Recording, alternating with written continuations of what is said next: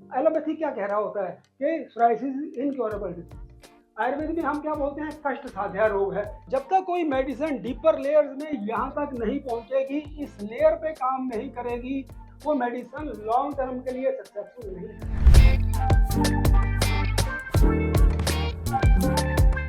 कायाकल्प पर treatment psoriasis का कैसे किया जाता है और क्यों कायाकल्प का ट्रीटमेंट प्रोटोकॉल इतना सक्सेसफुल है, आप आज इसको मैं व्हाइट बोर्ड के माध्यम से आपको एक्सप्लेन करूंगा, ताकि आप एक बेटर ढंग से समझ पाएं कि कैसे ट्रीटमेंट किया जाता है और डिजीज ठीक होकर कैसे वापस नहीं आती। आपको आज मैं एक्सप्लेन करूंगा। अब यहाँ ध्यान से समझें कि क्या हो रहा है कि ये हमारी स्किन है और ये मैंने यहाँ पर बनाया, ये हमारे स्किन के अंदर हमारे स्किन के सेल्स होते हैं। तो सोराइसिस के पेशेंट्स में क्या हो रहा होता है कि बॉडी के अंदर से नीचे से यहाँ से ट्रिगर आता है और ये चमड़ी बनने की रफ्तार जो है वो तेज हो जाती है और ये पपड़ी बन के ऊपर ऐसे ऊपर पपड़ी बनना शुरू हो जाती है। और नॉर्मली क्या होता है कि ये चमड़ी की बनने की रफ्तार जो होती है, यहाँ से यहाँ पहुँचने में लगते हैं 24 डेज। एक नॉर्मल आदमी में अगर उसको सोराइसिस नहीं है तो 24 डेज में चमड़ी ऊपर बननी चाहिए, पर सोराइसिस का जब ट्रिगर आ जाता है नीचे से तो क्या होता है, चमड़ी बनने की रफ्तार तेज हो जाती है और 4 डेज के अंदर ही पपड़ी बन के वो ऊपर आ जाता है। तो ये हो रहा होता है सोराइसिस के पेशेंट्स के साथ। अब हमारा कायाकल्प का ट्रीटमेंट प्रोटोकॉल इतना सक्सेसफुल क्यों है? क्योंकि क्या किया जाता है कि हम लोग क्या करते हैं कि यहाँ पर हम पेशेंट को सॉर्क्योर ऑयल लगाने को देते हैं स्किन के ऊपर यहाँ। तो जब सॉर्क्योर ऑयल स्किन के ऊपर लग जाता है, ये सारी लेयर यहाँ पर ऑयल की लग जाती है यहाँ पर, तो उससे क्या होता है कि ये ऑयल जब पेशेंट थोड़ी देर धूप लगाता है तो ये ऑयल पेनिट्रेट करके जहाँ से सोराइसिस शुरू होता है डीपर लेयर में, वहाँ पर पहुँच जाता है। और जब जनरली क्या हो रहा होता है सोराइसिस के पेशेंट में कि पेशेंट क्या कर रहा होता है कि यहाँ पर उसको सोराइसिस है, यहाँ पर वो मॉडर्न मेडिसिन की मलहम लगा रहा होता है, कोई स्टीरॉयडल ऑइंटमेंट लगा रहा होता है, तो यहाँ पर जो पपड़ी बन रही होती है वहाँ पर उसको थोड़ा रिकवरी आने लग जाती है। लेकिन प्रॉब्लम क्या है, प्रॉब्लम डीप होती है। और जब तक कोई मेडिसिन डीपर लेयर्स में यहाँ तक नहीं पहुँचेगी, इस लेयर पे काम नहीं करेगी, वो मेडिसिन लॉन्ग टर्म के लिए सक्सेसफुल नहीं है। तो सॉर्क्योर ऑयल यहाँ क्या कर रहा है, सॉर्क्योर ऑयल जैसे ही हम स्किन के ऊपर लगाते हैं वो डीपर लेयर में पेनिट्रेट करके क्या करता है, विटामिन D3 की सिंथेसिस शुरू करता है, बनाता है, और ये विटामिन D3 नीचे जाके स्किन के अंदर रिकवरी करना शुरू कर देता है और ये एक कवच का काम करता है। और मॉडर्न मेडिसिन में हमारे साथ क्या प्रॉब्लम्स हैं कि जहाँ जहाँ पैचेस हैं हम वहाँ पर मलहम लगा सकते हैं। सॉर्क्योर ऑयल के साथ हमारा बेनिफिट क्या है कि पूरी बॉडी के ऊपर हम सॉर्क्योर ऑयल को लगा सकते हैं और वो कवच का काम करेगा। और सोराइसिस अगर कोहनी पे है और अगर हमने बाकी एरिया पे भी लगा दिया तो वहाँ पर भी सोराइसिस को वापस नहीं आने देगा। सेकंड पॉइंट आपको मैं बताना चाहूँगा, ये हमने फर्स्ट पॉइंट डिस्कस किया। सेकंड पॉइंट आपको मैं आज बताना चाहूँगा कि कैसे कायाकल्प की जो ट्रीटमेंट हम देते हैं वो इंटरनली कैसे काम करता है, उसके बारे में हम बात करते हैं। आप देखें कि ये क्या हो रहा है कि ये हमारी स्किन थी, ये हमारी स्किन सेल्स हैं, और जैसे मैंने अपने पहले टॉक में बताया कि सोराइसिस यहाँ से शुरू होता है, स्किन की डीपर लेयर से शुरू होता है। और हमने ऊपर क्या सीखा था, यहाँ हमने सॉर्क्योर ऑयल की एप्लीकेशन करी थी जो कि डीपर लेयर में पहुँच के यहाँ से उसने सोराइसिस की उत्पत्ति को बंद कर दिया था। अब हमने क्या करना है, अब हम यहाँ पर ये सोराइसिस को ट्रिगर कौन करता है, यहाँ पर सोराइसिस को ट्रिगर करता है नंबर 1 मेंटल स्ट्रेस, मानसिक तनाव इधर से नीचे की स्किन के ऊपर अटैक करता है और वहाँ पर स्ट्रेसफुल कंडीशन से यहाँ पर पपड़ी बनने की रफ्तार को तेज करता है। दूसरा पॉइंट क्या होता है, इररेगुलर लाइफस्टाइल। इररेगुलर लाइफस्टाइल जो है वो यहाँ पर अगेन ट्रिगर पैदा करता है और सोराइसिस शुरू करता है। And the third part is indigestion and constipation.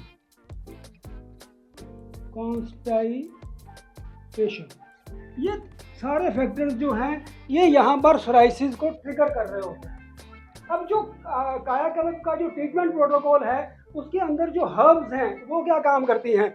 अब हमने यहाँ पर क्या करना है, यहाँ पर हमने क्या किया था सौर क्योर ऑयल, इसकी हमने ये एप्लीकेशन करके और हमने सन एक्सपोजर किया था, वो डीपर लेयर से हमें ऊपर से प्रोटेक्शन दे रहा था।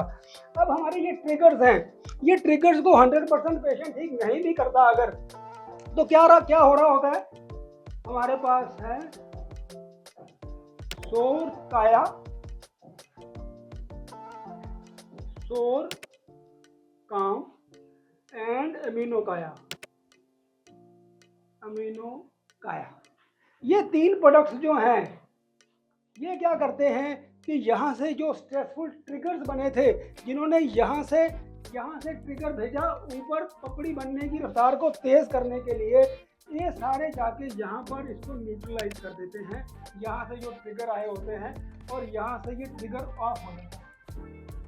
सोराइसिस के पेशेंट को मैं हर बार यही समझाता हूँ कि वो एलोपैथी क्या कह रहा होता है कि सोराइसिस इनक्योरेबल डिजीज, आयुर्वेद में हम क्या बोलते हैं, कष्ट साध्य रोग है। कष्ट साध्य इसलिए बोला जाता है अगर आप ये ट्रिगर्स को ऑफ रखेंगे, stressful condition, irregular lifestyle and constipation, अगर इन ट्रिगर्स को आप ऑफ रखते हैं तो सौर क्योर ऑयल कवच का काम करेगा, डिजीज को वापस नहीं आने देगा। अगर आप ये वाले ट्रिगर्स को कम कर लेते हैं और ये जो मैंने आपको ट्रीटमेंट बताया है, ये ट्रीटमेंट जब ब्लड के अंदर से ब्लड को प्योरीफाई कर देता है तो डिजीज को वापस नहीं आने देता। यही एक ट्रीटमेंट प्रोटोकॉल है जो पिछले 30 सालों से हमने डेवलप किया है कि हमें आउटर से प्रोटेक्शन भी देना है, हमें अंदर से भी प्रोटेक्शन देना है। एक बहुत इंपॉर्टेंट पॉइंट जो पिछले 30 सालों के एक्सपर्टाइज में हमने सीखा है और मैं आपको ये सारा समराइज करके 2 मिनट में बताना चाहता हूँ, वो क्या है कि सोराइसिस का ट्रीटमेंट अगर हम सिर्फ ये कर रहे हैं कि ट्यूब्स लगा के इसको ऊपर से न्यूट्रलाइज कर रहे हैं, it is not a good technique. क्योंकि क्या होगा कि अगर हमने सोराइसिस को अंदर से ठीक नहीं किया तो क्या होता है कि आज हम सोराइसिस से सफ़र कर रहे हैं, आज हमारे पास है सोरियासिस, और अगर हमने सोराइसिस को आज प्रॉपर ट्रीटमेंट नहीं किया तो कुछ सालों के बाद जल्दी 5, 7, 8 ईयर्स के अंदर जो दूसरी ऑटोइम्यून डिजीजेज होती हैं, वो कौन सी होती हैं, शुगर, बीपी,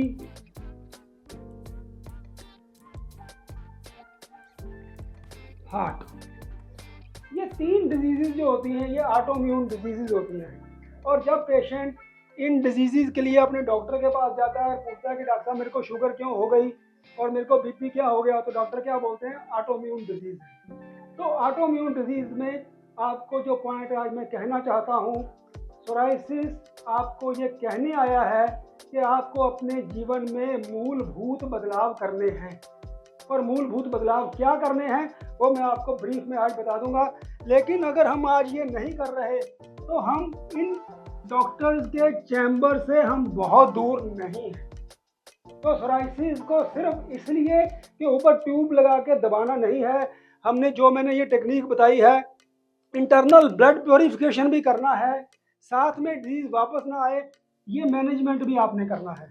तो इसके लिए क्या ज़रूरी है, तो जो आप यहाँ पर नोट करें कि मैंने क्या बताया था, सोराइसिस के लिए क्या होता है कि stressful conditions is a trigger, stressful condition is a trigger. यहाँ क्या करना है, 20 मिनट